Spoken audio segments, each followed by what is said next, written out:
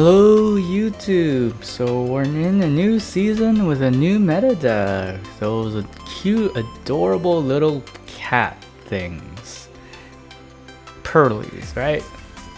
But anyway, I updated my deck, so I'm going to be testing out this version.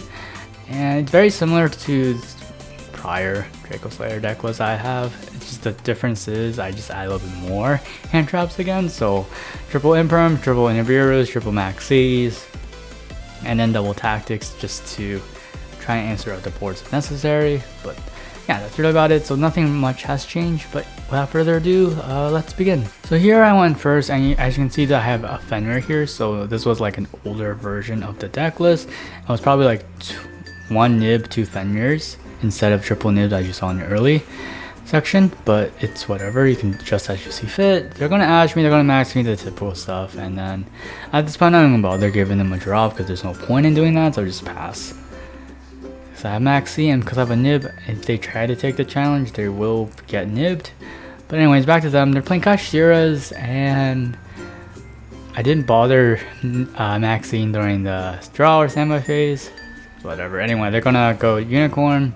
They're gonna now use that, and I'm gonna Maxx C on the on fusion contact, instant contact rather. So now they're gonna have to take the challenge, and look at that, I just top deck nib.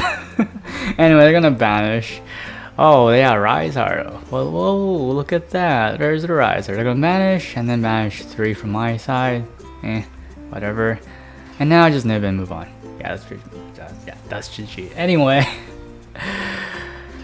Well, that's what you get for taking the challenge. Here I am going second. My hand is wowzer, and they pass. So I drew an imperm, and then I scale Pegasus. They're gonna Maxx C me. I'm like, okay, sure, Maxx C me. But the funny thing is they chain Maxx C to their own ash. Thank you. Sure. Oh dear. Oh. Yeah, anyway, okay, sure. Now this was my first encounter with another Dracoslayer player. And they're going first and I'm going second. Let's see what kind of board they're gonna build. So they use Coglebat to search out another Magician, so they're playing the Magician engine. They're gonna scale both Ignis and Poison, and they're going to pen 1 harmonizing. They still have full combo with just that harmonizing because I don't have any way to stop it. So now they're going to Ignister. Ignister at this point can special summon. They're going to special summon the Pegasus. Now they can choose to add the Sky Iris if they want to, but they chose not to. So they're going to make it Electromite. Electromite is going to pop the Phoenix to trigger its effective special summon another name. That name becomes a tuner. And then there's the Astrograph. Astro is going to special and search another Phoenix, or they can choose not to and hold off for the Sky Iris into the Revolution type of play. At this point, I believe they have a Revolution. So they're going to make a Zeal. And that means they do have the Revolution. Revolution is going to revive back the Ignister because it's not a hard once per turn effect. And this will trigger the Astrograph to search another Revolution. So now they have a second Revolution. Now at this point, they can use the effect of the Ignister to summon a Pegasus to now, or not. So they're going to reset here, which is totally fine again. So Zeo is once again going to reset the Ignister's effect, though I rather have kept the Electromite to be quite honest. But again, it is what it is. So there's the Ignister. They're going to tribute into Dinoster, add it back some name. They're going to add the Pegasus, and they can use Dinoster to special summon the Pegasus because there's nothing in the graveyard. And they're going to make a 4-mana Appaloosa. All right, they're going to activate their second Revolution, I believe. Yep, their second. And they're going to do it again, and now they're going to use Pegasus effect to add the Sky Iris to discard a card, and they choose to discard the Ash. Interesting option. Alrighty, they're going to make the Ivy Masquerada, and then they're going to once again Revolution into a Hope Harbinger plus 1 body that is going to make a Unicorn. So they had a Maxx C in hand, I'm assuming. I'm not really sure here, but anyway, there's a hope. So let's see if I can break this board. I also realized I only have 14 cards in my extra deck during this testing. And this is the updated version I was running, so I didn't have any nibs. But they're going to Maxx me. I was like, okay, whatever, I don't really care. So I'm just going to reinforcement, see if they take the bait. They do take the bait. So I'm under Maxx C, and you know what? I can easily break through this now because of that. but I'm just gonna BM. So I'm gonna tactics, take their Appaloosa. That's the right play. Take the Appaloosa. Now they have to decide whether or not to negate. I mean, to use the IP Master Granite, and I negate from there, right? So I'm gonna scale my Luster, scale the activate Duelist Alliance, adds another name, Master Pendulum, then scale the Ignis, activate the Luster to pop the Ignis to special summon a name that becomes a tuner, and then trigger Astrograph to special summon itself. And then I was supposed to normal summon the Master Pendulum to go into Ignister to, you know, but as I said, I'm gonna troll here and make Beyond. Beyond is now gonna negate my Appaloosa, so now they can IP Masquerade whenever they want to bounce. So that's what they're going to do. So they're gonna make the Unicorn. They're going to discard a card to bounce probably my Beyond. And goodbye Beyond. And then I did another misplay, and you know what I did? I normal, and then I made another Beyond, forgetting to pen something because the scales are still locked. So at this point I'm just messing around and trolling, but you know what? There's 19 cards left. I'm gonna deck them out. That is what I'm gonna do. So Revolution, watch the magic. Adds a Luster. Then make Dinosaur. This is such an awkward board right now, right? Adds back the Ignis Phoenix. Dinosaur special summons Luster. Now make the Ignister Prominence. Prominence's effect. Special summon a name. Activate the effect of Pegasus. Add Sky Iris. Discard the Phoenix. Now I activate Sky Iris. Then I make I pop my Luster and scale to add my Revolution. Then I make Celine. Actually no, I still have a Luster. Never mind. I didn't even BM even further. I popped my own Phoenix because I misclicked here. And then I make Celine.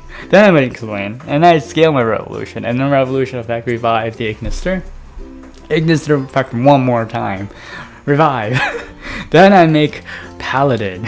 Paladin's effect to search end phase, of course. Now the actual fetch to detach the fetch from the extra deck a name.